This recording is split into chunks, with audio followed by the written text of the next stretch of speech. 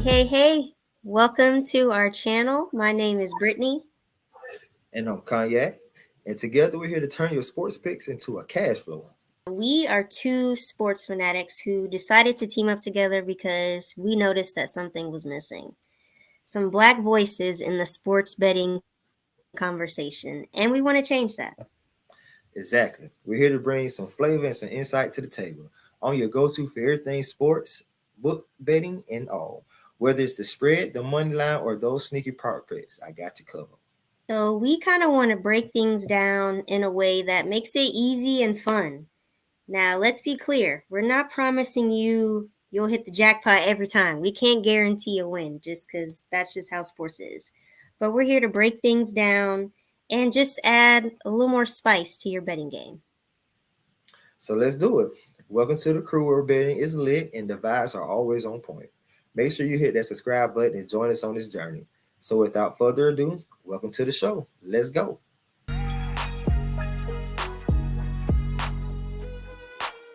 So, our first segment is called Opening Huddle. Now, the first topic on our list is last week was one of the worst weeks in fantasy football history. And I'm talking lineups are so bad, even Jesus can't resurrect them. So, some people may need some help.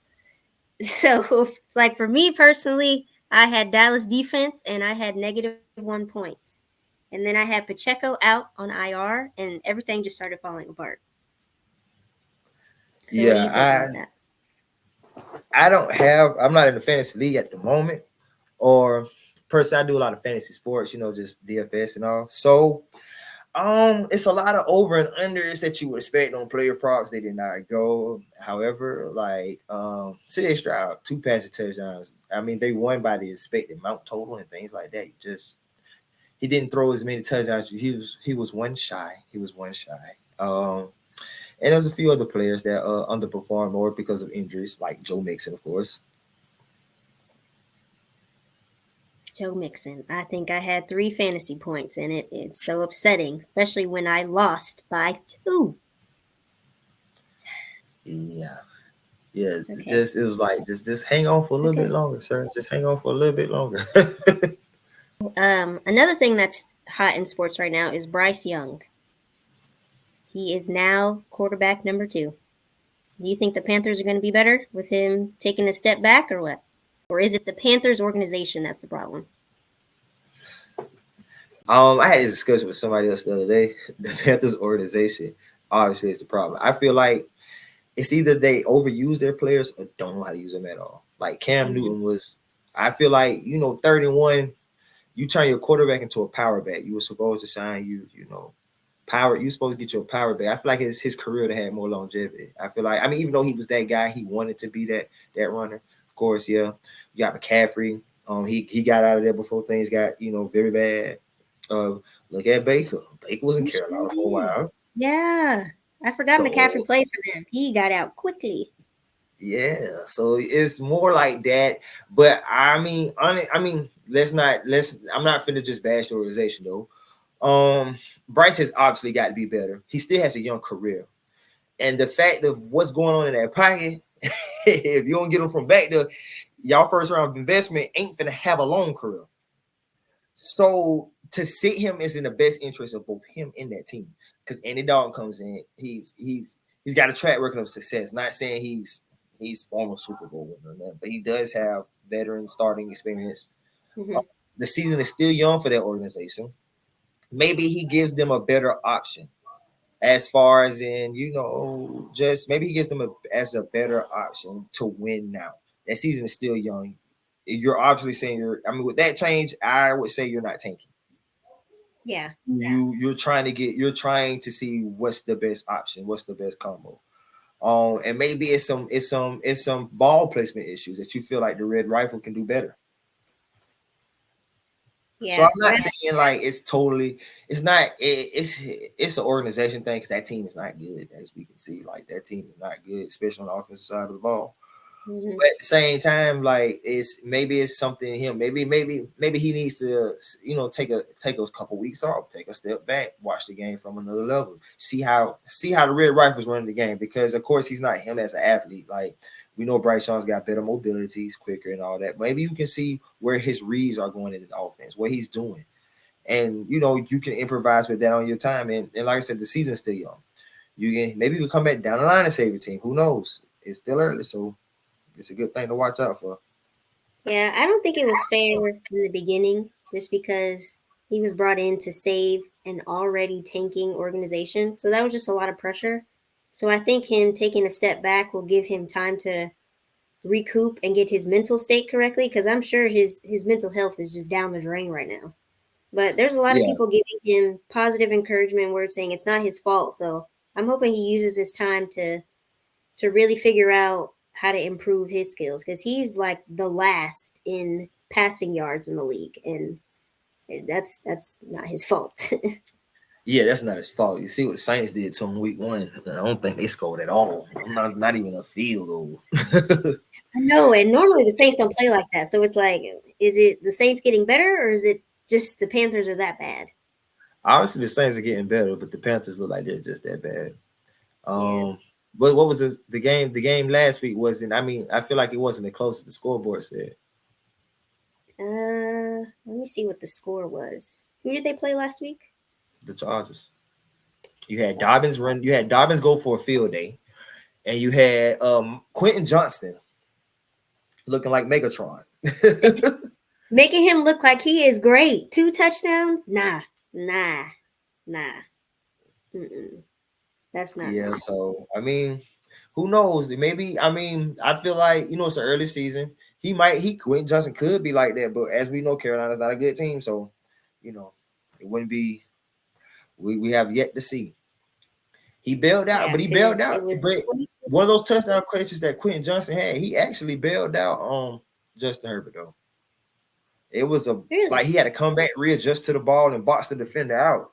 So Hmm, But interesting. but Yeah, but honestly, that's like I said, that's to a not good team because a team with a decent corner would have not let that happen.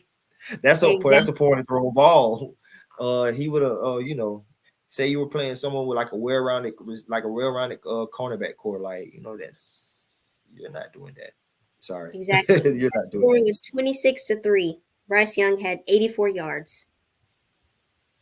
It's time to let them rest. Let them see what's going on. Because the worst thing you will want to do is have them back there, morally drained, mentally drained, and a big mistake occurs. Like I'm talking injury. Like if you're going through the motions and not into the game, you're not playing it fast like you should, something could happen.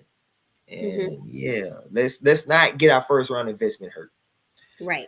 as we've been known to do. Exactly. So another thing that I put on the list for our opening huddle is something that you love to talk about, and that's Will Levis putting mayo in his coffee. Will Levis, quarterback at the University of Kentucky, and I have been known to put mayonnaise in my coffee sometimes.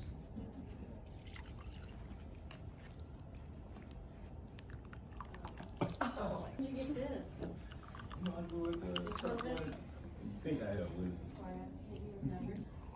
well. There was a headline that said that's the reason why he threw an interception because the player smelled his Male cologne. syndrome. Weird. That's so weird. That's so weird. I don't get it. That's different. No, we know what that is. No. Just we know what that is, but it's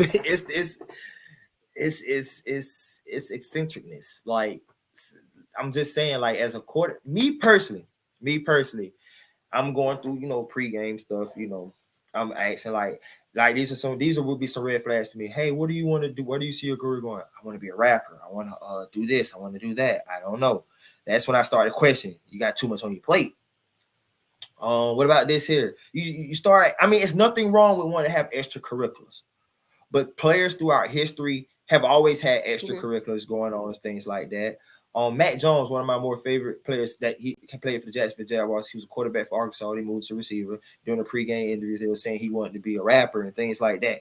I feel like sometimes, you can't put all that on your plate so early. But, with these NIL deals and stuff, who knows? Like, because coming out of college or in college, they're going to have a lot of opportunities to do a lot of subsidiary things. And who knows? I mean, some people can do it. Some people attention span ain't that good. I mean, that's just life.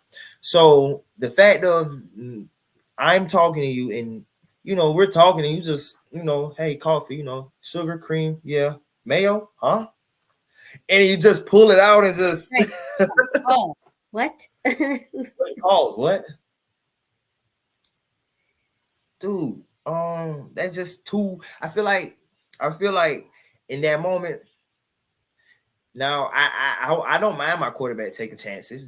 That's just a big chance. Like it's not unheard of, but it's very uncommon. So for you to throw in double coverage would be very not unheard of, but uncommon. How many quarterbacks make it out of that quarterback condom when they start doing things like that? And as you can see how the season's going. As they say, you are what you eat. Right. I think he's you are what you consume. He's a lot of mayonnaise, sir. He's distracted. You're on a downward path. They got Calvin Ridley running in touchdowns. They're finding different ways to not have the ball in your hands. Mm-hmm. So, I don't know. Sorry, Mayo Man. Okay, so our next topic is called In the Know Sports Breakdown. We're going to pick two teams that we're going to discuss during this time. And the first team is the Panthers and the Raiders. Panthers and the Raiders. The money line on that game is what's the money line on that game? The money line is we're in week 3. The money line is minus 230. And it's in favor of how many? What's the point swing? Ooh. And which team are they favored to win? It's 39.5. The Raiders are favored. It's home game. They're in Vegas. But that's low in my opinion. 39.5. Right. That's the point total on the game. That's the point total. The spread 39.5. That is a low point total. That is a low point total. But the spread is +5. And so the spread and the money line is +5, and it's in Vegas way. Vegas are home. Go Raiders. Because Carolina, yeah, we just discussed this. Carolina, y'all. I mean, just not a good team fluidly throughout. Like, you got DA over there on the Raiders, and you got like Jacoby Myers is a decent number 2. They have a good coach in Antonio Pierce who wants to run the rock. Mm-hmm. So you start but they got the Raiders have an all around talent above them. The Raiders, the Panthers shown they can't stop nobody. 0 points. I mean, they scored nothing week 1 and they led 40-something points. Was it 40-something to the Saints? Yes. Yeah, 40-something to the Saints. Then second week it was 26 to the Chargers. You can't stop anybody. So if you can't stop nobody, I have Trey Tucker in my fantasy on UNDERDOG. I got Trey Tucker this week, and Trey Tucker should, receptions, receiving yards. It's his time to get in, because like I say, they're not a very good team. What you're gonna do? Double team DA? Then here comes Trey Tucker 1-on-1. Like, so if you're not a good team, the 1-on-1 matchups is right. It's right there. Whoever got the matchup, like Oprah, like the quarterbacks like Oprah. You get a catch. You get a catch. You get a catch. Right. So it's. I can just pick you apart. So that's how I'm looking at that game. And then I feel like that's a low money total. Like as far as in the point line, that's like a low point. That's like a low point. But we're not so sure about the Raiders and what the direction look like. And Antonio Pierce is a straight up kind of guy. He has he lets Gardner Minshew dink and dunk, and they're geared off the run. So it's not like they're looking to beat you as a complete team. Keep our defense fresh. Keep our defense ready to engage when they do get on the field. And our offense, time possession, time consumed. We spread you thin and we burn you up the gut. So I feel like that's enough to do the Panthers. Because honestly, the skill position on the outside, if they do catch it on a dink and dunk, they can still go. So That point total, I like the point total though. I'm in favor of the point total, honestly. It's just like it's just more of, will Andy Dalton make a change? If Andy Dalton comes in and make a change, the point total will change. And I'm favoring Right. higher. But from what we've seen pre Andy Dalton, and I really don't feel like it's gonna get much better. I like the point total for that game. Yeah. And I like it mostly to the Raiders. Like if you're saying, like we're saying 0 points week 1, 3 points week 2, over and under what 38.5. I'm liking the Raiders for 35 and the Panthers for 3. Right. I feel like if it doesn't hit right on the money, it's gonna go slightly over. Because the Raiders Right. have good pieces. It's just the beginning of last season. See, I just feel like they're out with a vengeance because the beginning of last season was awful. Awful.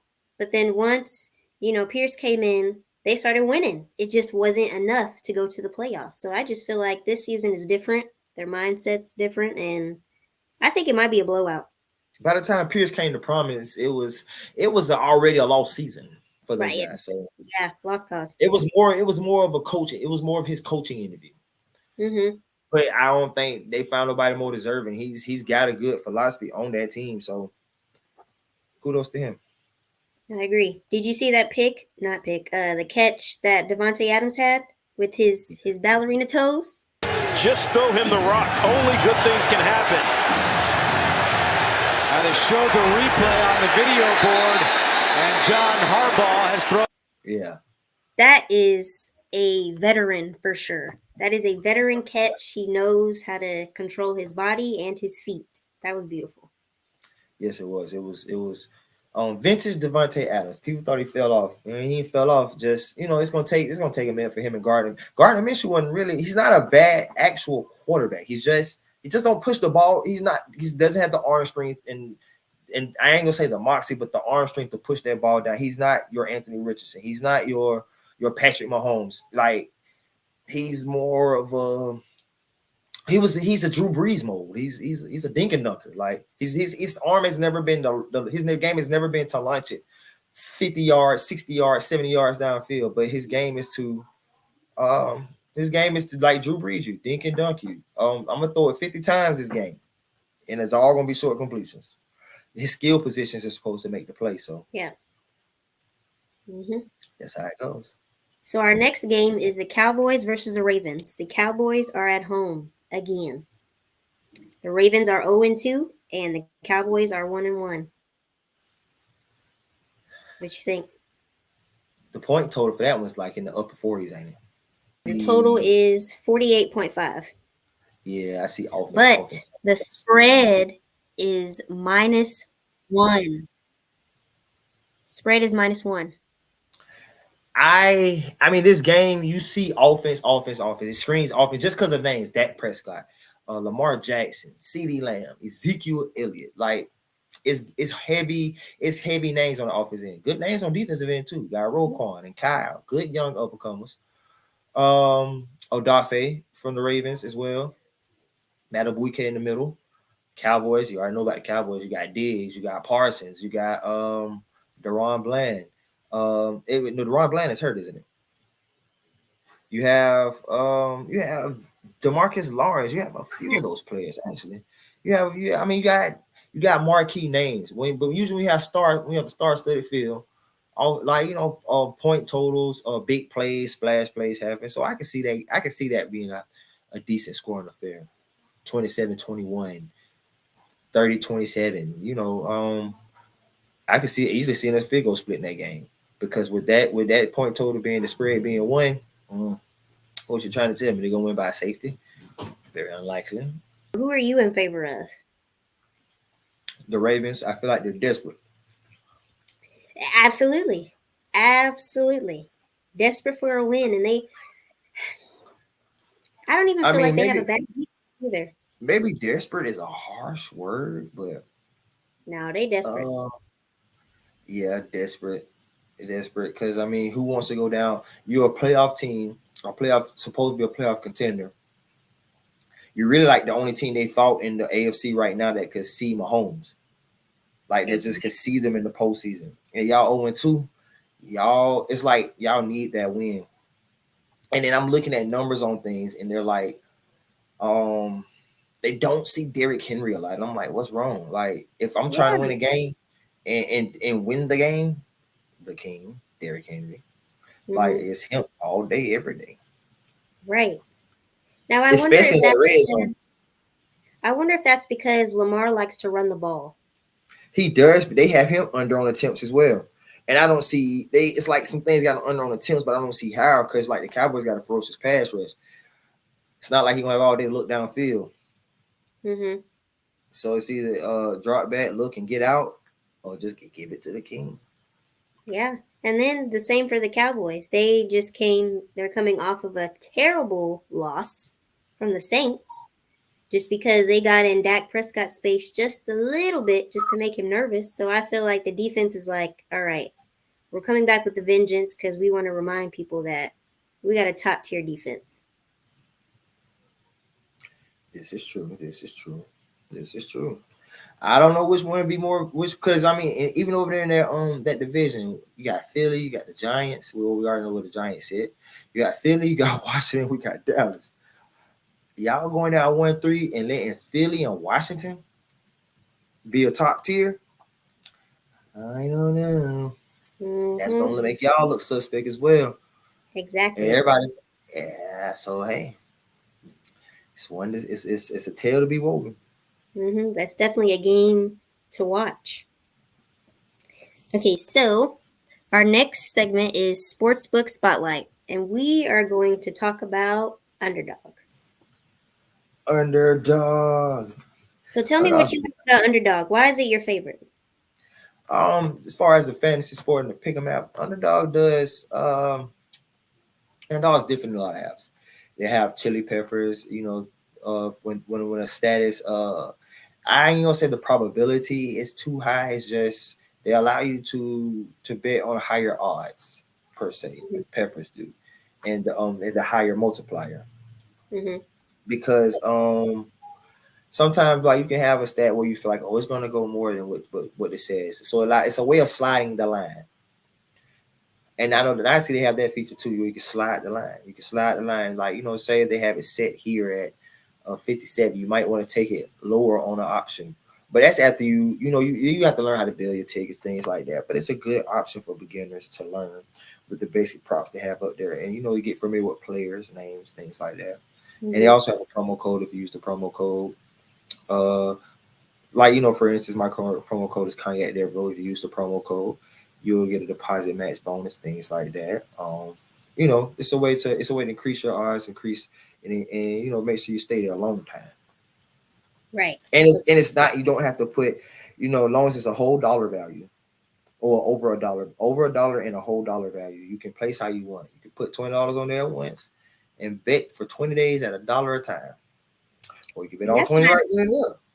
That's what I like, because sometimes I don't like betting $10 or $15. Like, I can do a $4 bet.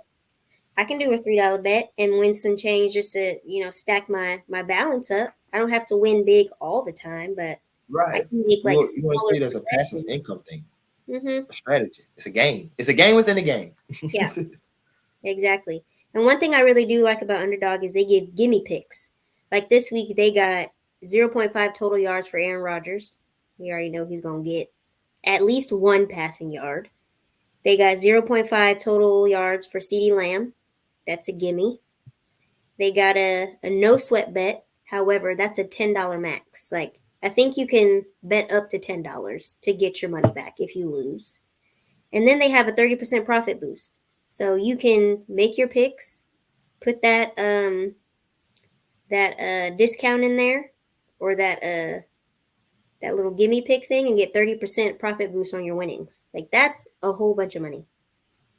Just depending on how much you bet. Correct. Yeah, that's a bunch of money. And depending, like you say, depending on how you do your odds and things like that, you can take $5 and come up with I like to try to make it about a 10 times profit boost, 5 for 50, something reasonable. I got homies that they'll put in 5 and somehow get $656, but you got to think about the odds they're playing. So, it's something for, You just got to figure out who you are as a gambler. Right. Just take things slow. So, do you know about vulture protection? Vulture rotation. So vulture rotation is like it's usually when a player who unusually scores a touchdown, you can place it on your ticket, and if it hits, it gives you like what it's supposed to. And if not, they refund you your money. Say you got a fullback in the game, like the Miami Dolphins the other night had Alec Ingold as one. He didn't get a touchdown. So I know a lot of people that got refunded the money, things like that. Okay, so it's just an easier way to protect, kind of like a no sweat bet. Yes, a no sweat bet, but they usually give it to the running back position because like why you call him a vulture is somebody you would never not really say never expect, but just a person whose playing time is not all great. Like I say, Alec Ingold is one. You got Miami has a lot of running backs. You got A-Kane, Mostert, what's the Jalen Wright, Jeff Wilson Jr., all those type running backs. But then they got they come in all shapes and sizes. You got a speed back, power back, receiving back. But the fullback is the one that gets the touchdown. That's what you call a vulture because his playing time versus his playing time ratio is not very high, but he's got a touchdown. But maybe you find some people can find peculiar stats like yards given up to a fullback per game or something like hey, it's a lot of research that goes in this, and it's a lot of ways you can go. A lot of ways you can win. The possibilities are endless. That is right. Okay, so our next segment is called Yards on the Ground. So we have 5 running backs that we picked that we feel like should be on your spotlight. So the first one is Derrick Henry. So what are his numbers at right now? Derrick Henry at the moment. So right now on Underdog, so we got 66.5 rushing yards. And that one you could slide the line like you were mentioning. You could go lower or higher. So what you think about that? Well, as of right now, Derrick Henry sits 19th in the league for rushing yards at 130. He's got a touchdown. It seems he's got a touchdown in every game he's played, and he's playing against the Cowboys, who looks like their defense is susceptible to the run. Did you see what Alvin Kamara did to them last week? Sure did. Everybody saw what Kamara did to them last week. So Derrick Henry would be a great one. Of course, if they get around goal line, he's going to do it. The Cowboys give up the most touchdowns to a running back, period. And that's all off really. I mean, you can't really say they do, but they do because Kamara scored 4. So that lets you know they're successful to the run. And everybody knows when you get 3 yards out or less, what do you do if you have him in the backfield? You give it to Derrick Henry. That's a gimme. It's 3 yards out. So he's on there for that one. So would you personally go for the over on rushing and receiving touchdowns, which is at 0.5, or would you do the rushing yards? I would go the touchdown. I mean, it's the touchdown because would you slide the line or would you keep it at 0.5? I keep it at 0.5. I don't think he's gonna dance on him for 4 like Kamara did. Now that's what Kamara did was a rare feat. Not many people get 4 touchdowns in a game. So not going to say that, but I feel like he's good for 1. Yeah. Oh, he's definitely good for 1. And the weird thing is he might just catch this one, but he's good for 1. Yeah. He's good for 1. I believe that. He's definitely going to score something. At least 1. At least. Yeah. At least the defense is going to get them the ball in a nice spot. He's going to bust one, maybe. Lamar's going to run it and possibly get them really close. Zay Flowers catches a deep one. There's so many possibilities. Like the way that game could go, there's so many possibilities, and it's a nice point total on that game. You mean to tell me Derrick don't get 6 points? You mean 6 points is when he scores? So you mean out of 48 and a 48.5 point total, Derrick Henry don't get 6? Exactly. Derrick. Next would be Josh Jacobs. Oh yeah, I feel like so. It is confirmed that Malik Willis will be the starting quarterback. It has been confirmed. Yes, he is for sure starting. That's at least what it says on my fantasy. Like he's going to be starting. Even though Jordan Okay. Love practiced yesterday and he looked okay. That makes for a good storyline because Malik Willis is against Mayo Man. He's going against the guy who was drafted in to take his spot when he was drafted a couple years earlier to have the spot when Tannehill had bombed down. But what I'm saying is that it makes for a good storyline, you know. And then the Packers showed last week, we're going to run. We're going to run. The Titans is another team that's not so great. And you can count on Will Levis turning that ball over. So he threw interceptions so far. He might fumble this week. Who knows? He's just turnover prone. He should take the mayonnaise out of his coffee. So right. Stop trying to be different in trend on TikTok. Like let's be honest here. You don't do that. Jacobs is that running back. Because I mean, like I said, they're going to give him attempts.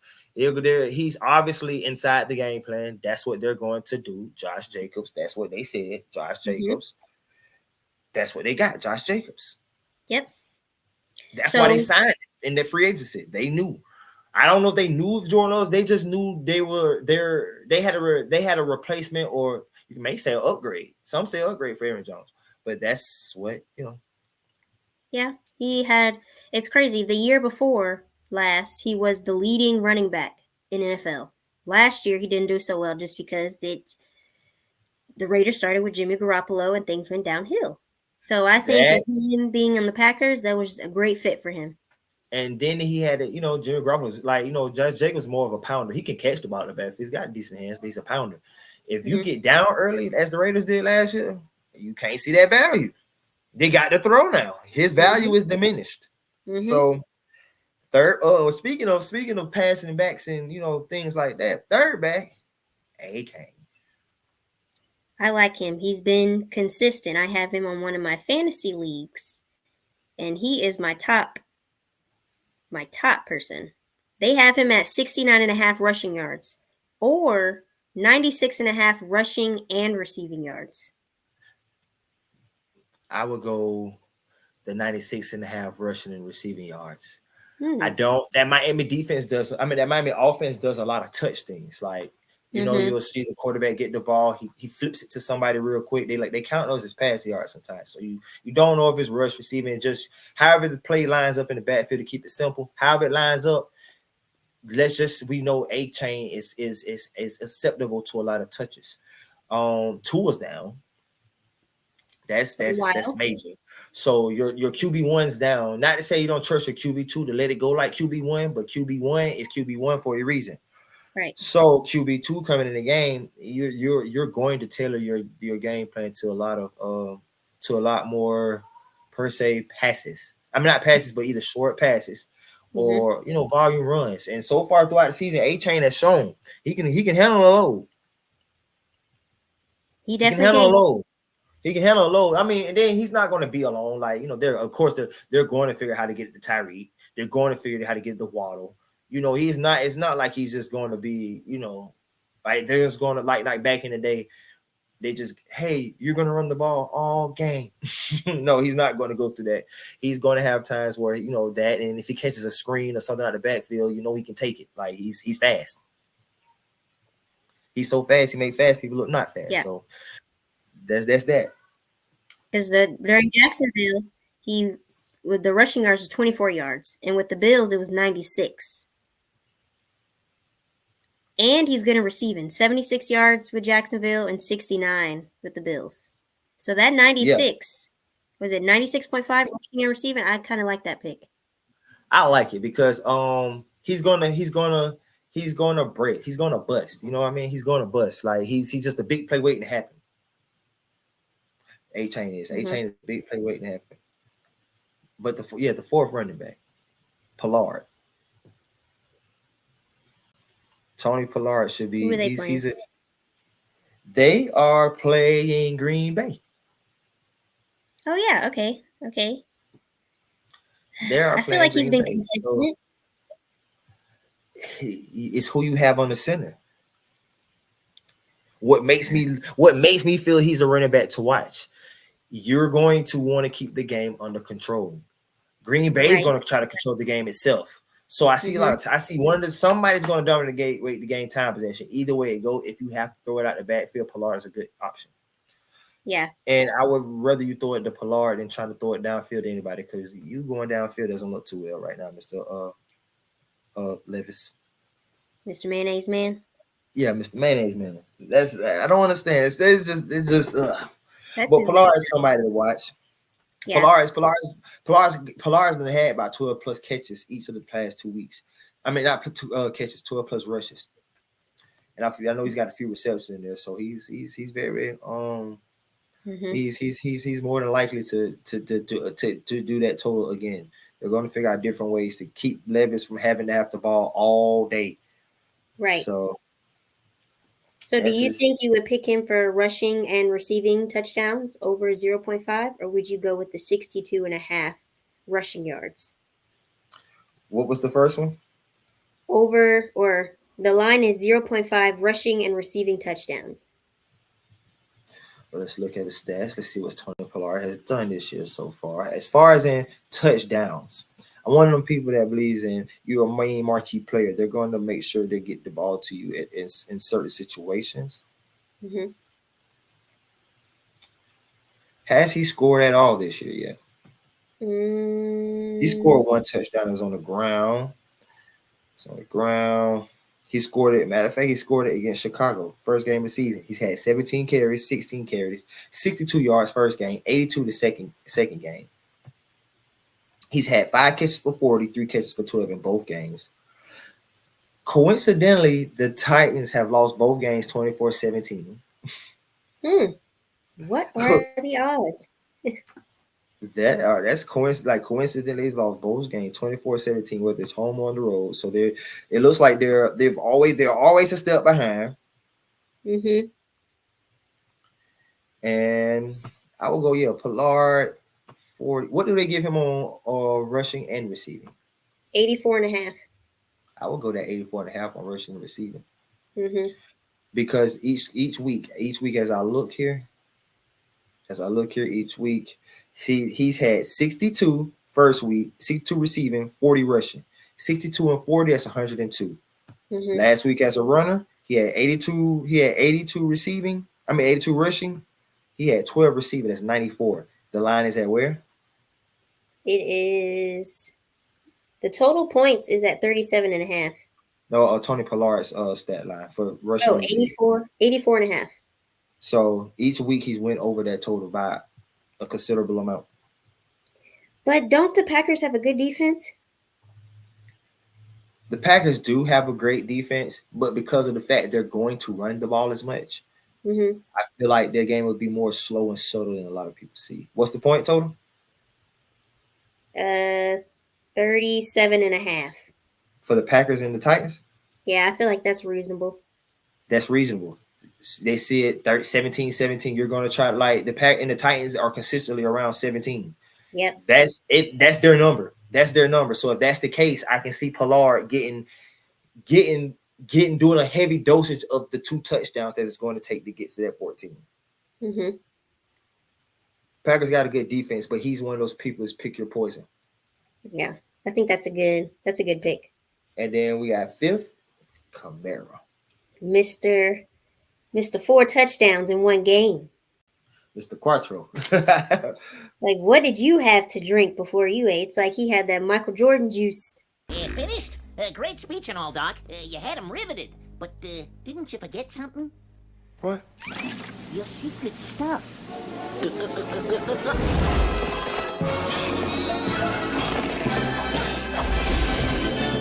Wow. Whoa. I get that space and Mike's secret stuff. It's secret stuff. Did you tell him about the stuff? Stuff? You know, the stuff. So yeah, he balled great. Well, what do they have his line at? 65.5. Rushing yards? Mm-hmm. What about rushing and receiving? 102.5. Who do they play? The Eagles. Well, let's see here. The Eagles allows the fourth most rushing yards to a running back. That might be doable then. So I would stick to just the rushing yards because they allow the second most receiving touchdowns to a receiver. Mm-hmm. The Eagles do. So it looks like outside of Darius Slay, you can pick on their corners. You know, my mindset, whenever I see a game that somebody has an outstanding game, I'm watching film. So I feel like they're focusing on keeping Kamara shut down. So who is the True next enough. person that they may Shaheed is enough to keep them honest. Shaheed is enough to keep them honest. You will want to sell out. Like, I mean, just building on it, like knowing the Eagles defense, they got two big Georgia boys up front too. Is it Jordan Davis and the other one? I forgot his name, but they got two big defensive tackles up front. And also I feel like they can contain it, but also again, you can't just sell out against Camaro. Like I say, Derek Carr he's not one of my personal favorite quarterbacks, but he's in that mold of, let's say, Gardner Minshew. He's never been. He's got in his younger day he had an arm to push, but since he's been older, he's not a pusher. He's thinking dunker. I'm gonna pick you apart, things like that. Get me an ideal second and threes. Let my running back take over. Things like that. 66 on the line. I like it for Camaro. I'm looking at 74. Honestly, I like it for Camaro. Yeah, you could definitely slide the line, like you said. But you know, the higher you go, the more the payout. But I feel like 65.5 is a good safe number. It is. That's a great number to have on that line.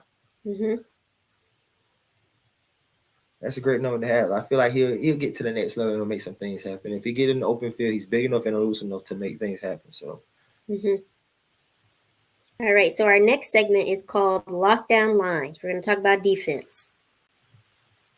Them Cowboys. How about them Cowboys? -1 points in fantasy. Y'all are on the bench. Yeah, the Cowboys defense. I wouldn't per se lock them in because of the fact of Derrick Henry. Mm-hmm. I wouldn't lock him in because of the fact of Derrick Henry. If you have him in a lineup, Derrick Henry, I wouldn't lock him in. Because once they've like last week you saw they give up yards to the running back. You're playing another premier running back, not like Justin Kamara and Derrick Henry, and that's a lot of yards, grinded, things like that. I feel like it'll wear on them as the game goes on, and of course Lamar's an energizer bunny. If Derrick Henry beat on you early, Lamar Jackson finish you off, or if you've been chasing the whole game on Lamar Jackson, Derrick Henry finishes you. So it's they got a perfect backfield back there between the two on the Baltimore side. So the Cowboys defense, I wouldn't be, and look at the point total in that game. I wouldn't be happy to start that defense if I was in a fantasy league per se. Yeah, I feel that. What other defense do you think people should pay more attention to? Ooh, okay, wait a minute. The Cardinals and the Lions, the total is 51.5. No defense. That's no defense. Which was weird to see a Dan Campbell game like that, to be called like that. But I feel like they feel like Jared Goff is involved in that. And for Jared Goff is a golf, and they give him more control. So it's more of a containment defense in a say per se. I wouldn't figure they'd have Dan Campbell 50-something points, but hey, maybe the swing is the other way. I don't know. That's a high total. Yeah, that's a very especially because they haven't been utilizing a non-St. Brown enough. They just been utilizing Gibbs and not even Laporta. They haven't been using him as much. I have him on my team. Right. So yeah, I just feel like I'm not particularly happy on neither defense. The Packers defense is somebody I'm high on. I just don't trust Will Levis. That's been a running thing throughout this whole show. That's all it is. Do not trust Mayo Man. Right. Don't trust him. So that means the Packers defense are going to be great. The Packers defense. The Packers defense is one. I would love the Vegas defense as somebody else too because they're playing Carolina. The Red Rifle is he's I feel like he's outdated. Like you're coming to the game with an untalented team. The times he succeeded, he had talent around him. No, not this time. Mm-mm.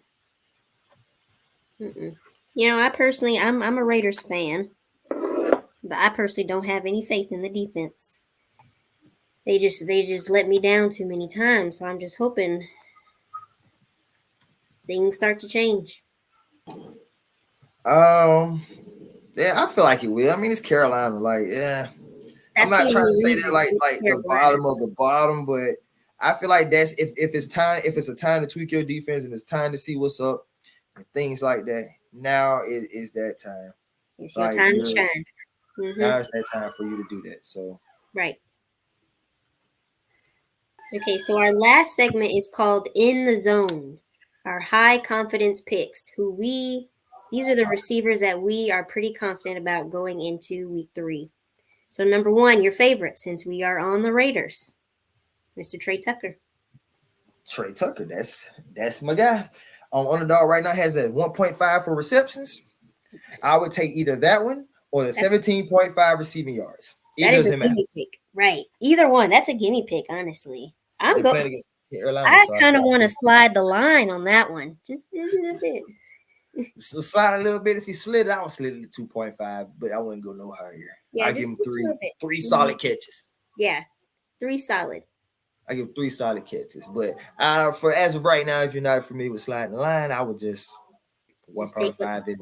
Right, just take the default because that's like a gimme pick. It is. Mm-hmm. Since we're picking Kamara, what you think about Shaheed though? Shaheed, longest reception. I would look at a longest reception stat for him. Okay, he's a burner. Like right, just because I mean you can never call just you can do. I mean, like I can't say you can't call it, but if from what I have here, my numbers say if the Eagles are allowing the 3rd most receiving yards to a receiver, and right now Shaheed is probably the hottest receiver out right now. Like Shaheed is bombs away. He's burning them. So and I think the Saints are taking notes of how the Dolphins use Tyreek Hill. Mm-hmm. Because he's the situations and the how he's occurring is like he's getting open. Like, how did y'all scheme this? Right. He's a candidate for Mike. For me, he's a candidate for longest reception. Because I'm like, that's something long reception says to me. That says long reception. His longest reception is 22.5. Long reception is 22.5. 23.5 is what they have as longest reception at BetMGM, and they got him going over at 110. 5-star rating pick. Okay, so that's a good lock-in for Underdog then. Higher than 22.5. No, wait, Underdog got him at what? 22.5. Longest reception. And then, yeah, see, that's a good steal because right here on this, because like they got him at 23.5. Let me see. That's what BetMGM got him at. Let's see what DraftKings has him at. DraftKings. They got him at 40. They got him under 48.5 receiving yards. DraftKings does. They don't have him on from the looks of it, not a longest receptions. But actually they do. They got him going over 23.5. It's one of the best props they have available. So there's two of my sports books that I love to look at, and this is Caesars. Caesars will be the determining factor, even though it's a 2-1 swing that way. I meant 2-0 swing. Mm-hmm. Excuse me, 2-0 swing. So let's see here. 23.5. They got their odd of a -111. They got this odd actually increased on this one. One of the better props, 23.5. But she's a burner. And if you're giving up the most yards to a receiver, you have to think of how the team's been using this year. I mean, Olave will probably draw Darius Slay. I'm looking at matchups. Olave will probably draw Darius Slay. Number one on number one. Number one corner, number one receiver. Shaheed to get the matchup with the safeties, the linebackers. It's going to be some awkward, odd matchup that they're going to slip somewhere in the game. Kamara and Shaheed are the matchup twins. Like that's what they do. They're built for that matchup build, and they could get open. I like it for the longest reception. Me too. Okay, next we got Mike Evans. What you think? Mike Evans and Godwin. We were going to combine the two. It's either one or the two. Like it's either one or the two because let's see here. Let's see if we can break this down. I mean, if for fantasy football players, I would just have one or the two in the lineup. The Patrick Surtain can't cover both. That's who's the cover corner for the Denver Broncos. The Broncos right now, the offense doesn't look very well oiled with the rookie behind the center. I mean, it like it'll eventually come along, but as of right now, in a position like this against a team like this, I wouldn't really want to go with it. But let's see, because Tampa Bay's rolling. Baker is rolling. Baker is doing his thing. Baker is rolling right now. You could do a Godwin. Godwin looks nice on the and Tampa Bay's home. He looks on the longest reception. They got him at 21.5. Yep, the same thing on underdogs. They like Mike Evans on the under. They got him under 4.5 receptions, even though I doubt that. But they got him on the under. They like Mike Evans. They like Godwin be the number one. Because, I mean, honestly, Mike Evans is most likely the field receiver or the boundary. Well, either way go with he's playing boundary or field. Surtain's going to draw that matchup. He's the best cover corner for him, purely. You might can contain Godwin, but Godwin's a nice run after the catch straight too. So yeah, it's about how you see it. So would you go with Godwin receiving yards, 66.5, or would you do the longest reception at 21.5? I would do the longest reception at 21.5. Catch and run. Yeah. Yeah, catch and run, man. He'll get it and just be gone. So next on our list is Marvin Harrison. Maserati. Mm-hmm. Marvin Harrison. They played Detroit. They play Detroit. Ooh, that's the game with the high over and under. Mm-hmm. Let's see. High scoring game, they think. A part of me wants to go receptions. He's at 5. I feel like I would want to go higher than that, but I do feel like he's going to get some yards because he proved himself last game. Yeah, he came out last game because we are. Some people thought he was a bust. I'm like, man, it's the first game of the season. You can't just go ahead and. Right. It's just Kyler Murray couldn't see him because he's so short. That's not his fault. That's not his fault at all. So what is his receiving numbers? What's the yards they have placed for him? 60.5. 60.5? Mm-hmm. What about rushing and receiving? They don't. Just receiving? Yep. They have 0.5 rushing and receiving touchdowns. I'll go over on the receiving yards. Yeah. I like him for 71 at least. Like right. That number just sticks in my head, 71. I like him, for 70, about 70 something yards. 60 is good. Mm-hmm. Yeah, I like that one. I feel like he's going to continue to do his thing, especially with Detroit. I mean, I like Detroit's defense, but I feel like they're good. They're good at sacking, but I don't feel like they're good at guarding, receivers, in my opinion. I could be wrong. No, you're pretty right in that assumption there. Because as it stands to say, let's look at the numbers that we have built here. Let's see here. The Lions allow the most targets and receptions to receivers. And the Lions also allow the most receiving yards to receivers. Yeah, 60.5. 60.5 definitely. 60.5 definitely to the new number one out there in Arizona. Right. Let's review. So I feel like you said we should do at least 4 picks, right? Right. So what 4 are we locking in this week? I would lock in Henry for the 0.5 touchdown. 0.5 touchdowns, okay. Okay. Mm-hmm. Let's lock in Harrison for over 60 yards. Okay.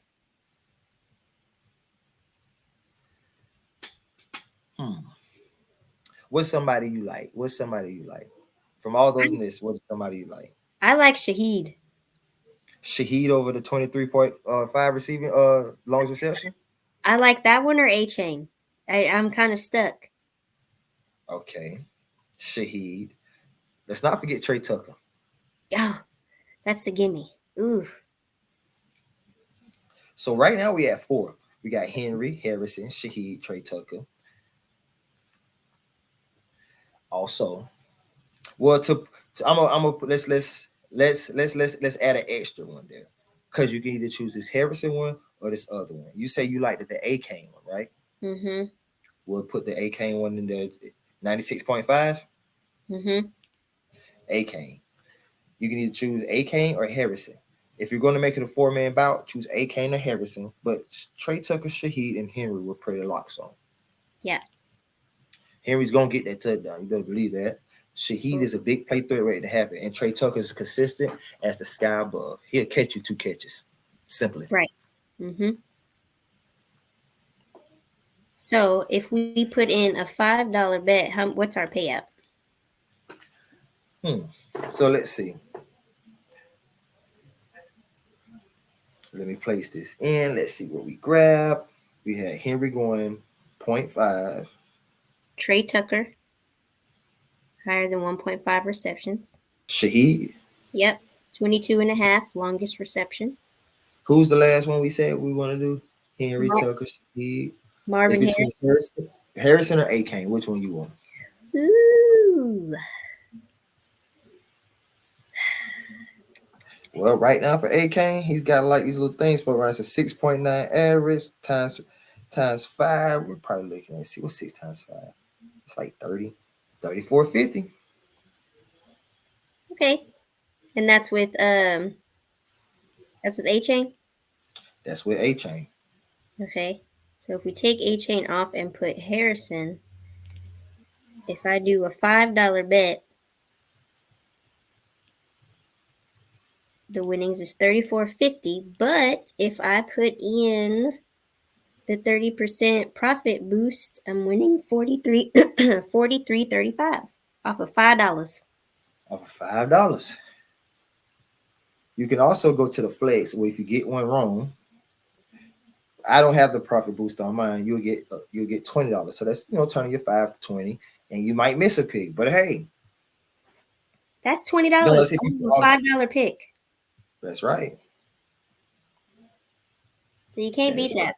You can't beat that. They beat it with a baseball bat. Right. Bet smarter. You wanna live to fight another day. Right. Like a Friday. Live. Live to fight another day. You live to fight another day.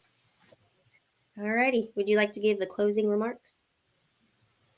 I don't have much to say after that. So what about yourself? I think this is great. I feel like, we got some good picks locked in. We're, setting people up for success. But hey, if you lose, don't blame us. Yeah, that's part of the game. It's a gamble. Right. You got to pay to play. Sometimes you win, sometimes you lose. But you live to fight another day. Exactly. So I think this is great. Can't wait for next week. I can't wait to see how our picks turn out, and can't wait to give everybody a recap. Right on. Thanks for watching.